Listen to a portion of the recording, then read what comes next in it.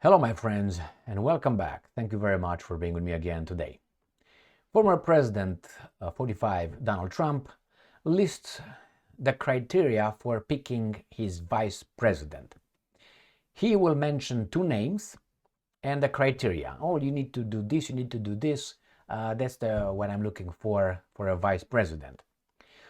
Unsurprising to a certain extent, but let's analyze his criteria and the names he's gonna mention. And the thing with mentioning names, I watched Donald Trump doing this. Oh, you know what? It could be left, and it could be right. I don't know yet, but it could be left, it could be right. Okay, it's left and right. What the hell? You don't have any options. So, which one is it? And he says, well, I'm unpredictable. Maybe, I don't know, something else. But let's read this. I got 3 articles and 2 pictures with people who might be selected. Russia Today, 4th of February 2024. Trump lists criteria for possible vice presidential pick. And the next one would be from Fox News. Trump reveals criteria for running mate, name drops 2 top Republicans. And let's go to the Russians, and I have another one here that I don't want to look into it as of now. I will look in a second. Former US president has said his running mate must be capable leader in case of an emergency. What do you mean? Do you mean you being clap or just dropping dead one day? Is that what it is? Well, why now? Wasn't this criteria valid for the other elections? Because if you ask me, and you didn't, but I will tell you anyway, that imbecile Mike Pence, I don't even know. That was like dense as a freaking, I don't know, diamond. He was like behind him all the time, like he was a hitman. Do you mean now? Yeah. Done. That's how I saw that guy. Unbelievable. So if you capable leader in case of an emergency to handle emergency situations. Let me show you. So he says here that the prospective running mate must be capable of being a good president should an emergency befall his possible administration. Like what? A war? Mike Pence, I always think about that. You pick that guy. I know why you picked it then, kind of. To get a certain kind of people vote for you. But that was not the criteria that you're using now, that's for sure. So I'm quoting President Trump. Always, it's gotta be who is going to be a good president. Okay, goes without saying, right? Trump told Fox News host on Sunday when asked what the criteria for his vice president selection might be. And I'm quoting. Obviously, you always have to think that because in case of emergency, things happen, right? No matter who you are, things happen. That's gotta be number one. All right. And he calls Tim Scott, right here, South Carolina senator. And it says why, he said, because Tim Scott helped him, defended him, he said. And the other one is South Dakota Governor Kristi Noem. I think she's a good one, but she looks like Melania Trump, so I don't want to infer anything here. Okay, and then these are the 2 that he mentions basically. So let's see who these guys are. He also said that he did not talk to Robert F. Kennedy Jr. Trump wanted RFK Jr. as running mate, New York Post, but that's incorrect because he will say somewhere down here that no, he didn't have contact with them. Right here. Recent media reports have suggested that Trump's campaign team had last year reached out to former Democrat Robert F. Kennedy Jr. to gauge his interest as a possible running mate. Kennedy, now running for U.S. president as an independent candidate, denied the claim.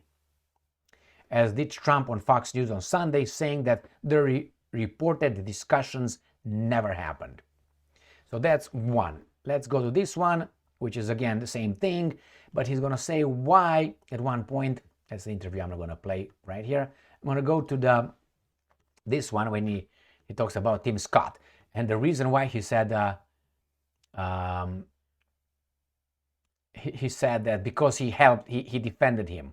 It's unbelievable. Somewhere here or in a different one, he said,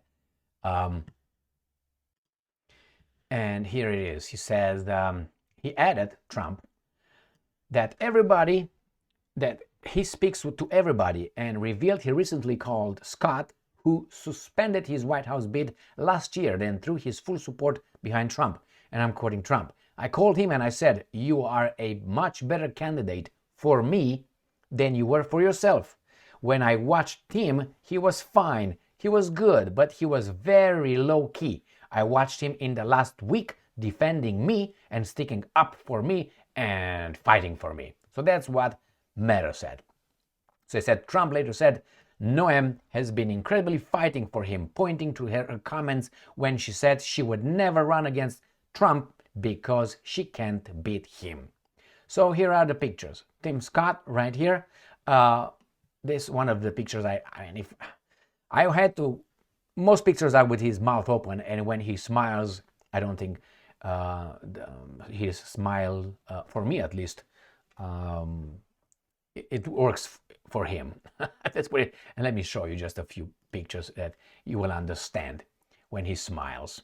I wanted to post this one or something, and I said, I don't know. I mean, I would have been called this and that. Why do you pick that? Because if you look at all his freaking laughing pictures are like that. Look, another one right here.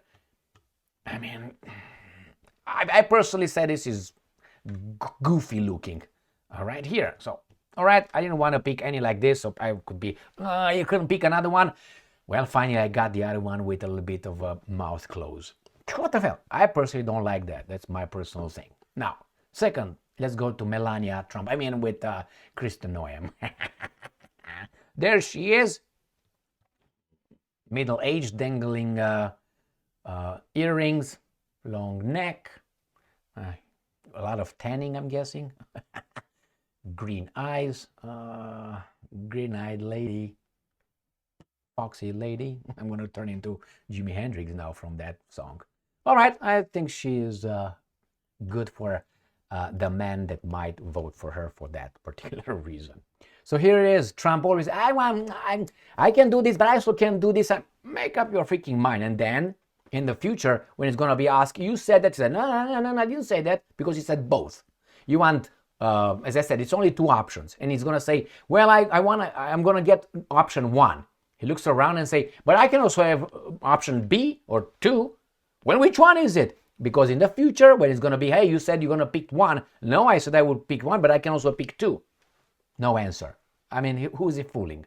The baboons. Well, everything is about baboons, my friends. Why, in a democracy, you have to fool the baboons to get elected? That's something that's very wrong with the mass democracy.